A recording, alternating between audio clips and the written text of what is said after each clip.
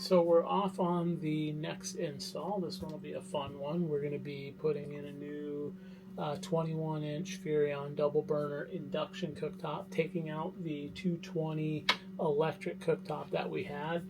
This is just your typical electric elements. So 220 didn't pull a lot of amperage, but obviously for cooking, not ideal. And the induction with the pans and everything that we have is going to be really good for cooking on. So the big work, we did part of it already. If you saw the video on changing out the double pole breaker for 2 single poles, we did that here the other day. So we put one pole in, one breaker in for the water maker, which I'm standing on, and the other one will be dedicated to this induction cooktop. The only negative to this is when we pull the old one out, we will have to modify the counter slightly, open it up. Good news is, even after all that, it'll still have all the clearances it needs according to the manual for heat and everything. So we should be in good shape there. So we're going to get started by taking out the old one.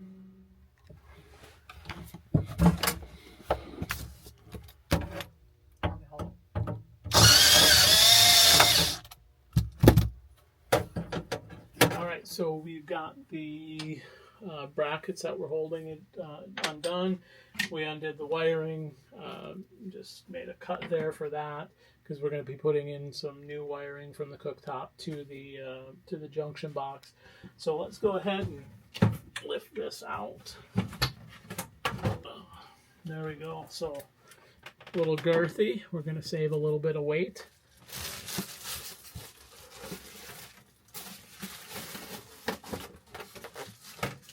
All right, so we've got the new one here. Getting ready to again figure out that opening. Note to Furrion, it'd be really nice if you sent a template. Wouldn't be hard to do. That would have been nice to have. But we've got a tape measure, so we'll get by. So we've got everything measured out. Lisa's getting everything taped up so that we have less of a mess to clean up. Everything covered with plastic down there.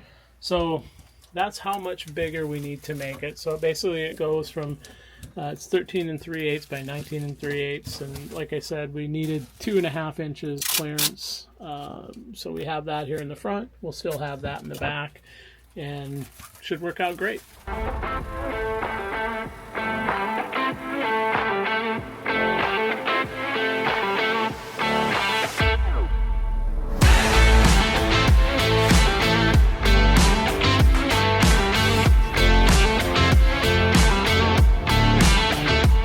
It's cut. All right, moment of truth.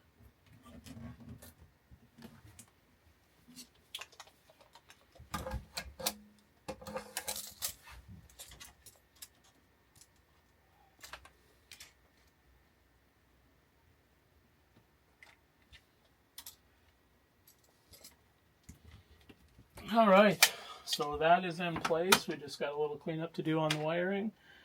We'll show you that when it's done. We'll flip the breaker on, give it a nice little test, make sure we get the lights, and then we're set for cooking. All right, so our induction cooktop is in. We mounted all the wiring up. Again, important, always use the right connectors, heat shrink those connectors.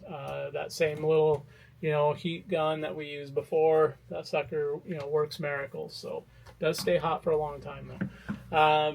So let's power up and see what we have.